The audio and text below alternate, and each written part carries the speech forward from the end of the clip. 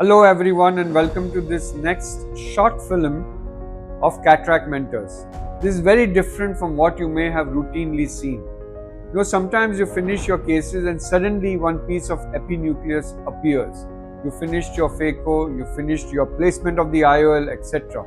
Now many times what we like to do or want to do reflexly is when you see a small piece in the anterior chamber is to do a bimanual IA and then try to hold that piece and then remove it. According to my experience of so many years, don't try that. The best trick is to put in a viscoelastic and gently remove the small pieces that suddenly may appear during the surgery. So this is what this short film is about: 3 different episodes of small pieces of epinucleus suddenly appearing at different steps of surgery. Let me know in your comments below as to what you really feel, and we can have an actual discussion on the comments.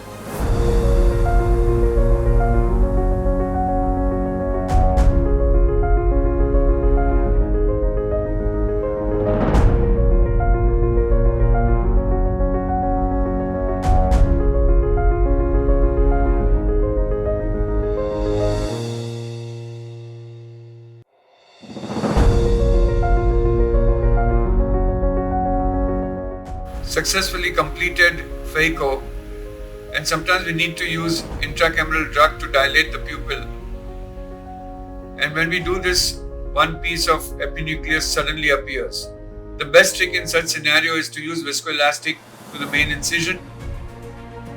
Here we are using CMC, and then depress the posterior lip, and that will bring that piece out.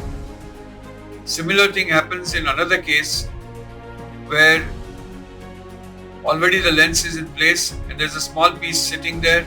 Again, inject viscoelastic, depress the posterior lip, and itself will come out quite easily. Here you can see one small piece sitting inferiorly.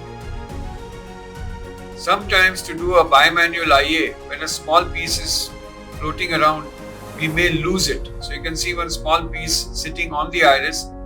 I put the lens in the bag, and now I intend to do a bimanual IA, and you'll be surprised that that piece does not move at all.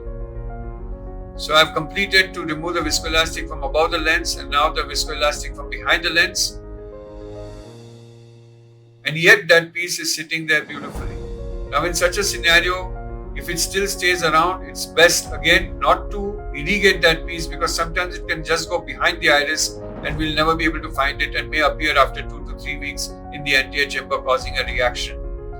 In such a scenario, what I still like to do is take a viscoelastic, go to that area, try to separate that piece which is sitting there, which is exactly what I'm doing now, and then bring that small piece towards the main incision, keep injecting viscoelastic at the same time, and once the viscoelastic is filling up the bag, press the posterior lip of your incision, and that itself will bring this piece gently out. So instead of trying to hold this piece with a bimanual IA, this is a much easier technique.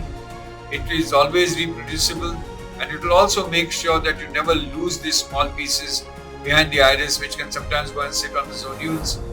And then, as I said, they may appear again after 2 to 3 weeks, causing a little bit of element of iritis post-op. Keep pressing the posterior lip, injecting the viscoelastic, and this will gently bring that small piece out of the eye. So once that is done, remove the viscoelastic which was just anterior to the IOL. And I always like to place all the IOLs horizontally in every eye to prevent negative dysphotopsia.